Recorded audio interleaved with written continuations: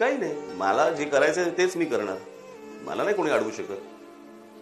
माझ्या राज्यातल्या मुलांना, माझ्या राज्यातल्या मुलींना जर महाराष्ट्रात कामं मिळणार नसतील तर कुठे मिळणार?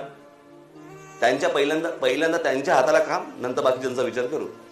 या देशातला तरुण जो आहे तो कुठेही जाऊ शकतो, कुठेही जाऊ शकतो. त्याचं चेकिंग करणं, त्याला थांबवणं, हो, कितपत म्हणजे हे कायद्यात कितपत. इंटर स्टेट मायग्रेशन ऍक्ट नावाचा एक कायदा आहे